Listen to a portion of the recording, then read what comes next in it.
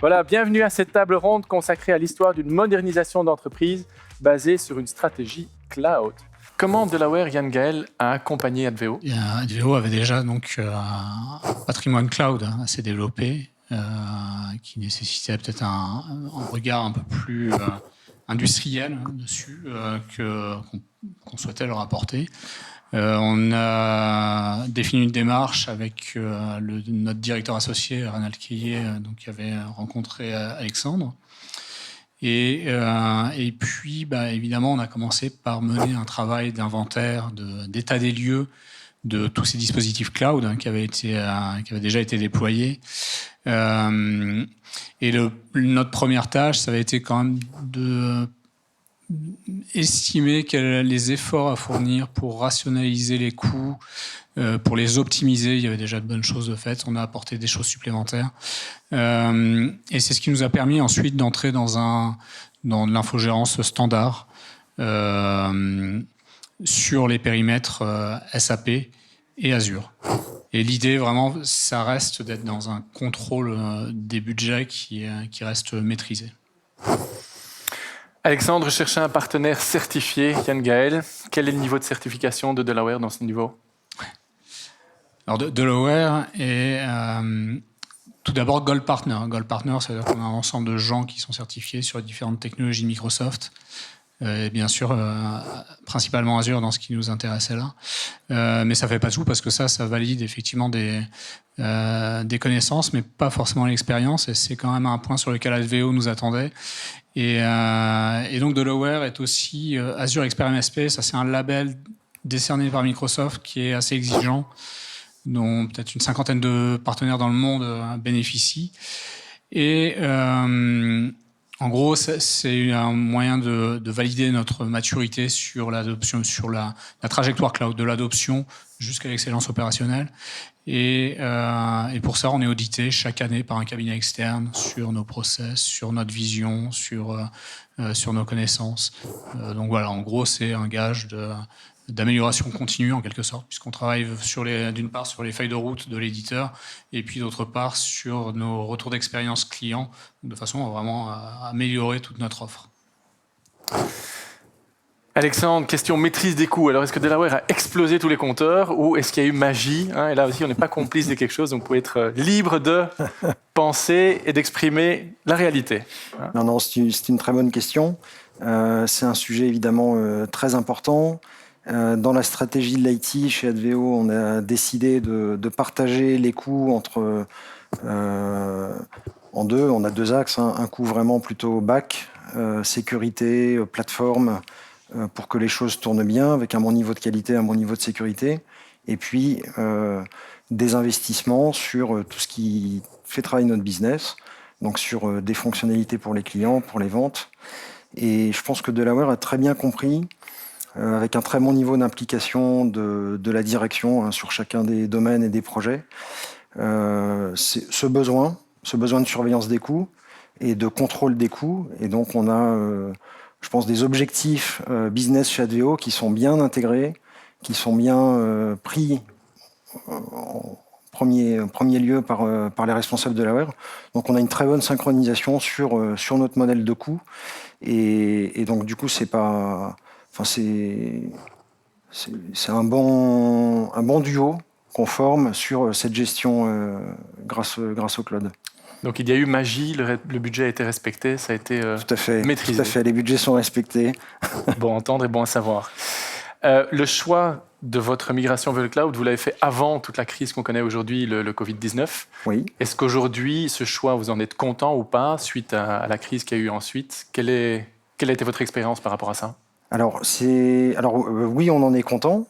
C'est un choix effectivement qu'on a fait avant le confinement, en particulier, et pour des raisons plutôt utilitaires. On pensait que, ayant peu d'infrastructures, c'était plus facile pour nous d'obtenir une très belle qualité en s'adressant à un expert de l'infrastructure, ce qui est le cas avec Microsoft Azure, et qu'on aurait des moyens, des fonctionnalités beaucoup plus puissantes que ce qu'on est capable de réaliser quand on est une petite structure. Donc ce choix-là, il a été avéré.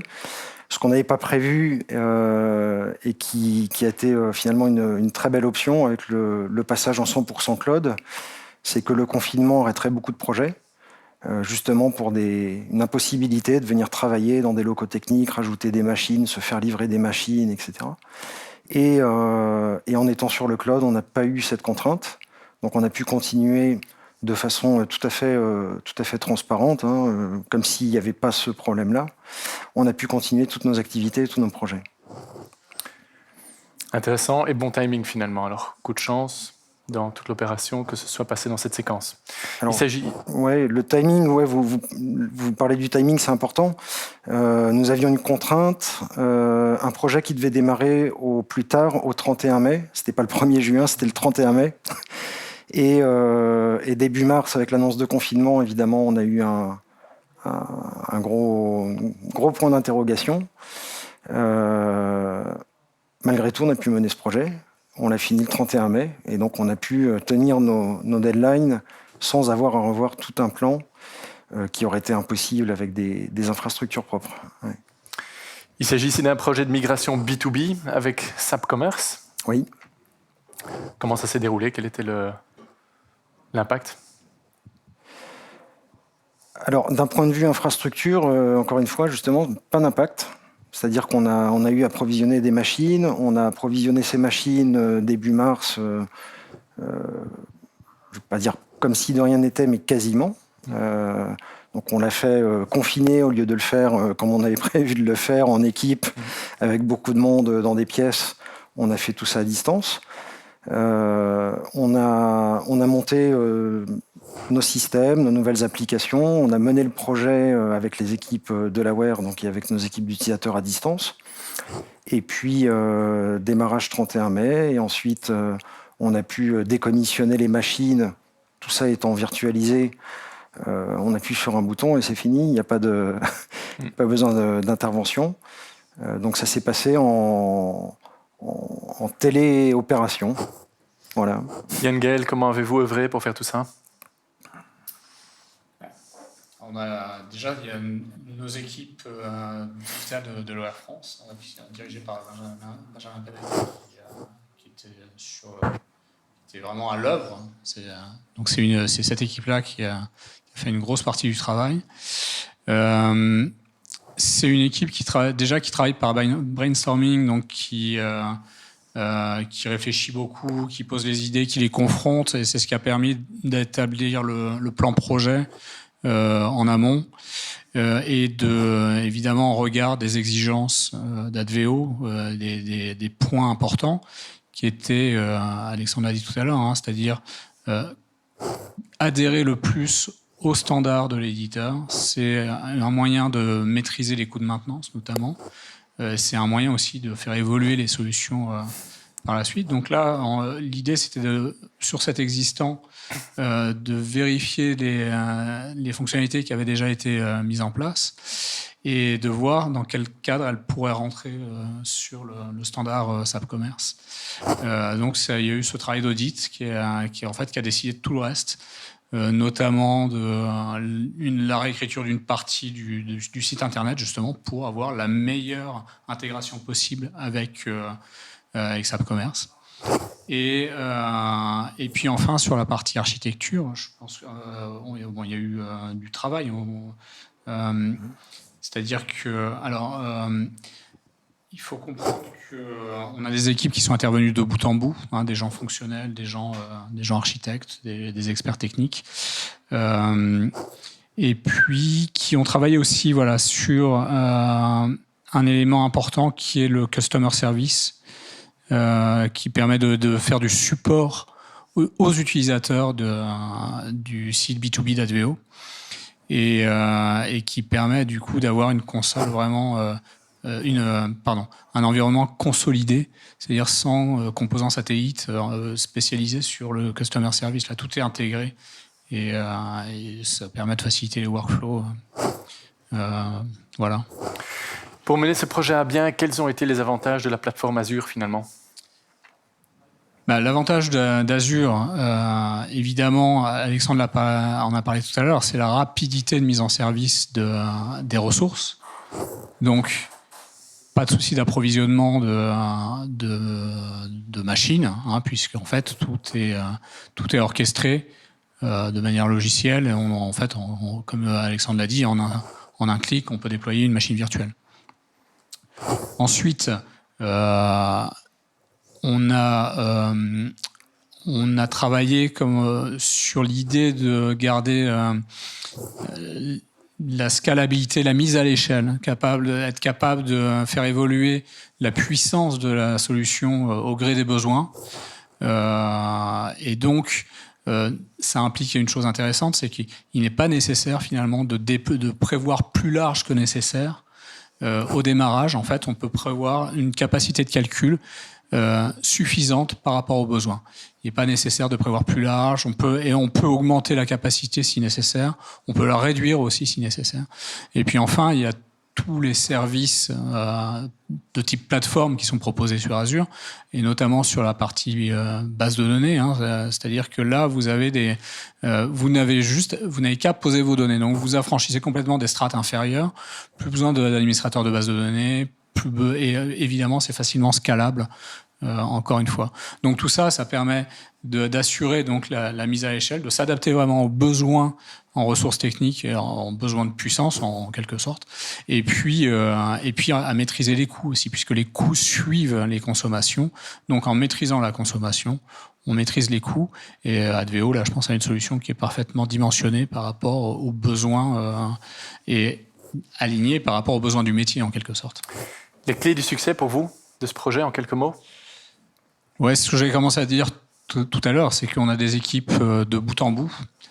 Quand je dis de bout en bout, c'est-à-dire c'est à la fois dans un sens du début à la fin du projet qui sont intervenus, et puis de bout en bout au niveau des expertises qui sont couvertes, que ce soit des consultants fonctionnels, des experts techniques, des architectes, des spécialistes du e-commerce. Enfin bon, voilà, et de plus, sont des gens qui, bien qu'éparpillés géographiquement, ont l'habitude de travailler ensemble, ils se connaissent.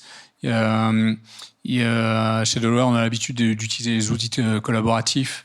Donc, quand il s'est agi de travailler confiné, finalement, c'était un peu un mode de travail qu'on connaissait déjà. La différence, Eric Hiernaud l'a souligné tout à l'heure, c'était les enfants et les chats qui se retrouvaient dans le champ des caméras. Alexandre, vous avez gagné en agilité avec ce projet? Oui. Expliquez-nous. Je pense qu'on a fait effectivement un bon choix, un bon choix plateforme, un bon choix d'application. Alors pour reprendre un peu ce que disait Yann Gaël, la scalabilité, ça veut dire quoi concrètement? Ça veut dire que quand on a un business qui tire un peu trop sur les applications, qu'on manque de performance, en quelques clics, on va faire un arrêt de système, on redémarre, la machine est dimensionnée différemment et ça marche. Voilà, on a réglé nos problèmes de performance. Il n'y a pas besoin pour ça d'avoir tout un projet de changement d'infrastructure. Donc ça, c'est des choses nouvelles qui sont maintenant bien éprouvées, qui fonctionnent très très bien et qu'on a pu constater. La conclusion, en fait, c'est qu'on a éliminé beaucoup de travail lié à l'architecture et à la plateforme système. Combien de mémoire, combien de CPU, est-ce que mon espace disque est suffisant, est-ce que mes backups sont bien faits. Tout ça, c'est de la commodité sur les plateformes cloud. Et donc, on se concentre et on investit, et donc économiquement aussi, c'est l'investissement qu'on fait, sur le développement des applications. Donc ça, c'est la grande réussite de ces projets. En un temps très réduit, on arrive à faire des projets techniques. Quand il y a des besoins de faire des changements assez techniques, architecture, système, infrastructure, c'est rapide, ça demande peu d'expertise. Et on se dédie donc, on se consacre donc au développement de fonctionnalités dont la société a besoin pour fluidifier les services, la qualité des ventes, la qualité de la réponse client en fait. On peut donc aller plus vite en allant vers le cloud? Les projets sont menés plus vite? On va beaucoup plus vite. D'accord. De manière financière et de manière aussi, l'impact à ce niveau-là? On va beaucoup plus vite sur la réalisation des projets. On peut beaucoup plus facilement travailler en mode agile sans revoir systématiquement, avoir des points d'arrêt, dues à l'infrastructure, dues à l'architecture des systèmes. Yann Gaël, en quelques minutes, je vois qu'on n'a plus qu'une minute pour gérer la maîtrise des coûts et des projets, et donc on a encore 60 secondes. Comment aller plus loin encore? Je pense que là, par exemple, dans le cas d'Adveo, il y a 3 points sur lesquels le cloud est vraiment très fort. C'est et particulièrement Azure avec toutes les solutions sur les plateformes de données notamment.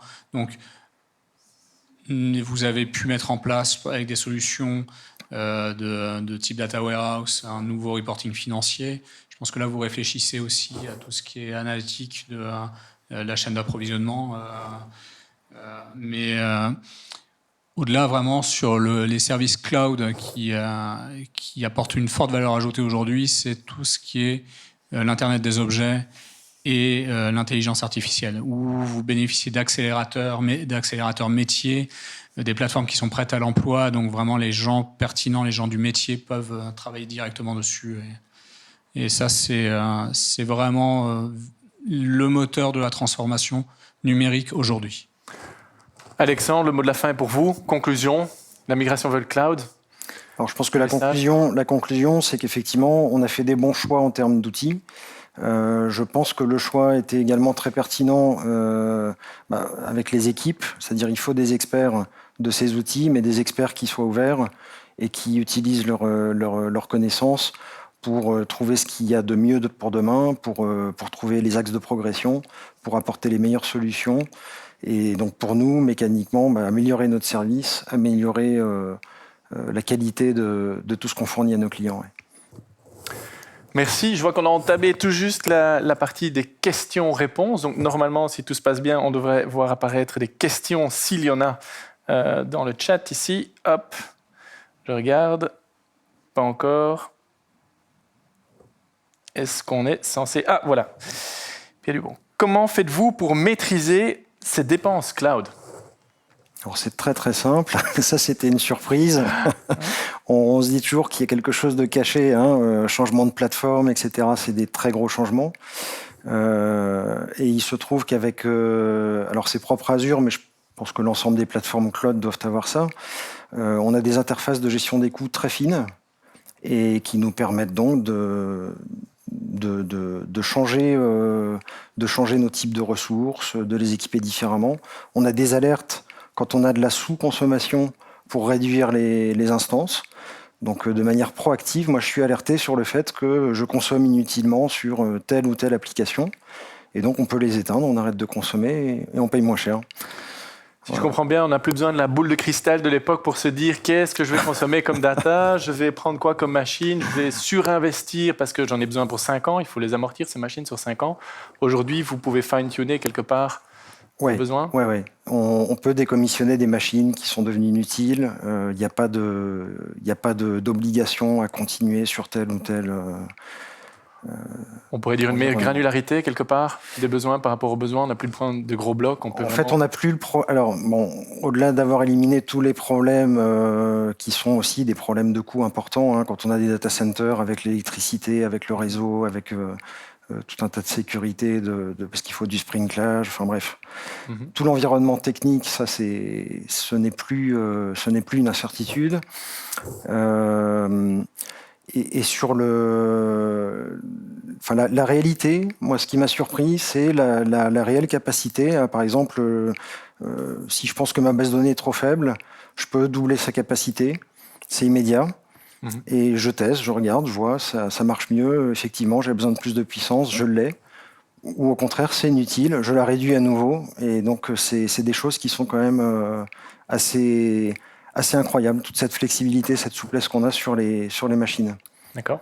Si je peux ajouter un élément, c'est intéressant ce que dit Alexandre, parce qu'il fait peut-être alors il y a un terme aujourd'hui qu'on entend tout le temps, c'est FinOps, et c'est exactement ce que fait Alexandre, c'est-à-dire c'est le rapprochement entre les gens de la finance et les gens opérationnels, c'est-à-dire les gens qui surveillent des budgets et les gens qui déploient des machines et qui travaillent ensemble justement dans cet esprit-là. Donc voilà, aujourd'hui ça c'est naturel avec le cloud. Comme on met des ops partout, voilà, ça a un nom, c'est le FinOps. Alors, on a encore une minute pour répondre à une question ici de Jackie. Quelles sont vos solutions de secours en cas de coupure d'Internet? Bonne question. Alors, la coupure d'Internet, c'est le problème Internet. Ouais. C'est les mêmes solutions. Le réseau ne change pas. Hein. Que le data center il soit chez Microsoft ou chez vous, c'est la même chose. Donc, c'est les solutions de résilience réseau. Alors, dans le cas d'Azure, il y a des lignes spécialisées qui sont des lignes garanties. Pour nous, c'est notre lien réseau le plus robuste. Et comme c'est un lien mutualisé et qu'il y a énormément de très grandes compagnies qui travaillent avec, c'est probablement un des plus robustes, je pense, qu'on puisse trouver sur le territoire français. Il y a beaucoup de mécanismes de redondance. Ouais. De toute façon, la plupart des opérateurs fournissent 2 liens. C'est le seul lien dans tout notre réseau sur lequel on n'a pas d'inquiétude, en fait. Ouais. On a encore 10 secondes, ça va être rapide, mais n'est-ce pas risqué de mettre des environnements critiques dans le cloud? Alors là, maintenant, ça fait quand même bientôt 4 ans. Il n'y a jamais eu d'interruption sur ces environnements, alors qu'on en a eu sur d'autres environnements avant qu'ils soient migrés dans le cloud. Donc concrètement, l'expérience dit que non. Dit que non, super. C'était le mot de la fin, je crois qu'on dépasse. Donc merci à vous en tout cas pour cette table ronde. Merci à vous. Jonathan. Et je pense qu'on rend l'image ou l'antenne vers Panelson Merci. dans le studio. Merci, au revoir.